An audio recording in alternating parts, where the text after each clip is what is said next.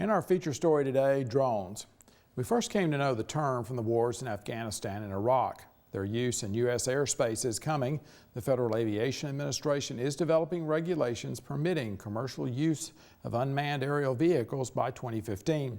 At present, drones are prohibited from flying commercially. In Japan, however, 40% of the nation's rice crop there is already crop dusted using drones. Mark DeMarcus Josh Bittner has more. Technological advancements have unleashed amazing inventions in recent years. It's doubtful any single device has made a bigger impact or been more widely embraced than smartphones.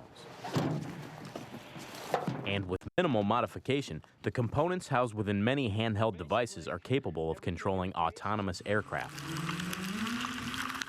While critics advise a more cautionary take-it-slow approach, proponents say the convergence of communication, aviation, and other scientific know-how is accelerating at breakneck pace. I make the comment all the time, this technology is advancing really by the week.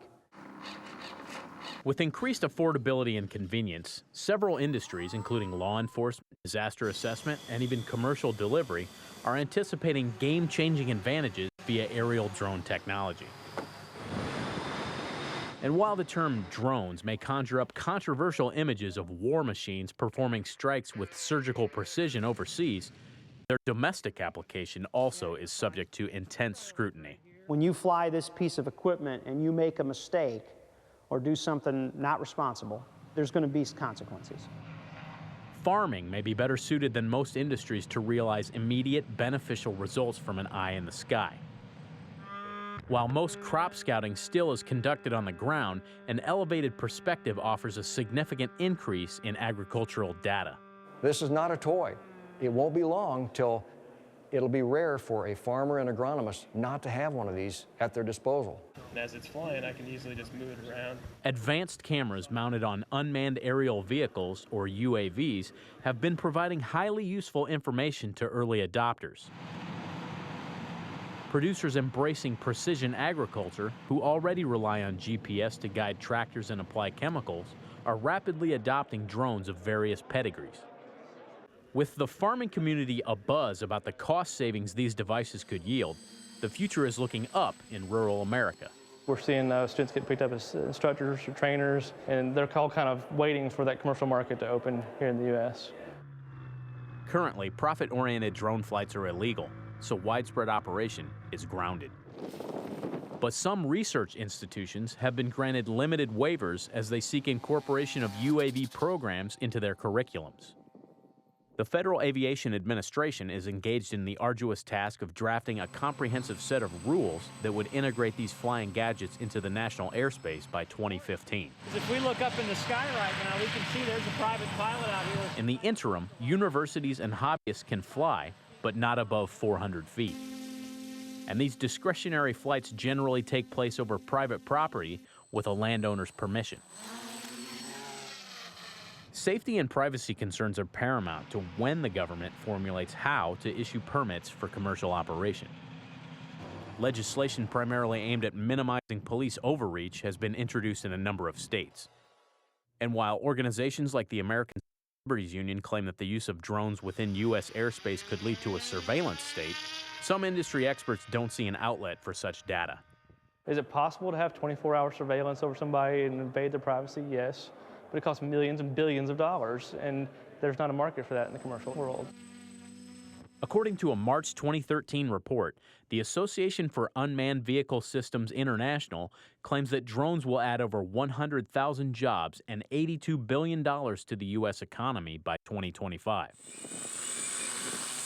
With 6 federal drone test sites recently selected, Flyover Country offers the luxury of wide-open spaces to take UAV implementation to the next level. The United States is not a leader in this technology right now, but we soon will be if the FAA removes some of the stumbling blocks. Drones of various shapes and sizes were on display this fall as Kansas State University hosted a conference on unmanned aerial systems. Entrepreneurs and experts from across the nation descended on the Little Apple. Home of a proud tradition in aviation, K-State and its affiliate institutions provided an opportunity for investors and enthusiasts alike to discuss the range of challenges and opportunities for the emerging industry. So it's a win-win scenario. With abundant enthusiasm for agricultural use, some agronomists claim drones could also be a plus for the environment.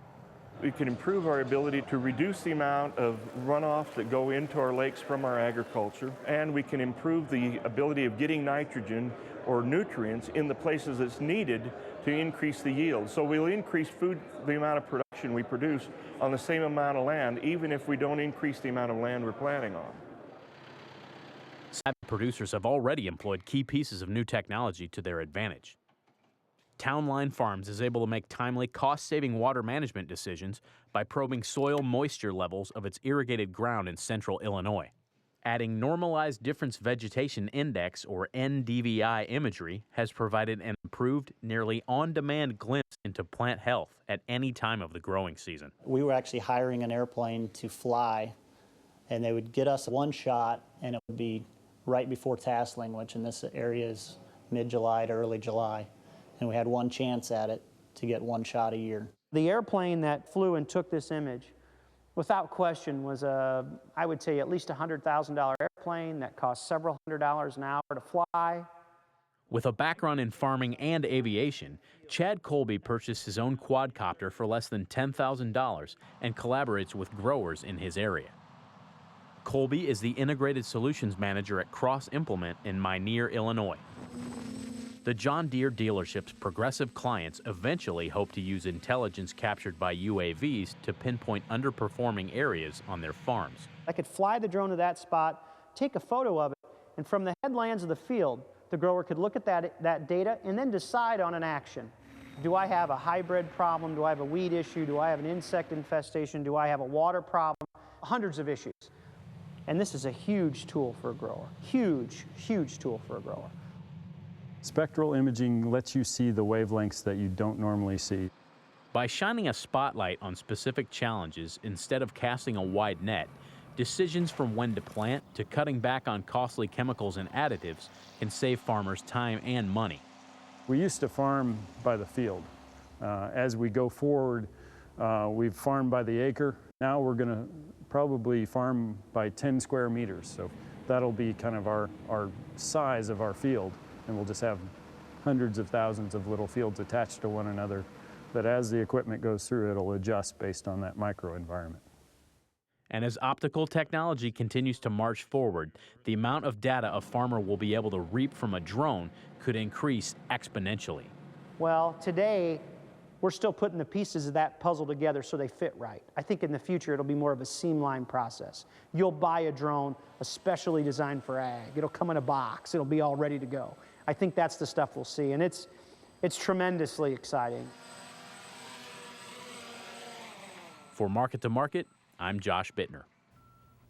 You can watch this story on agricultural drones on our Farmweek website. That's Farmweek, .msucares.com. You can also watch Farmweek stories on our Farmweek USA Facebook page and YouTube. We'll have a link to the Market to Market site where you can also see the original story and read the script. We're also available at twitter.com/Farmweek.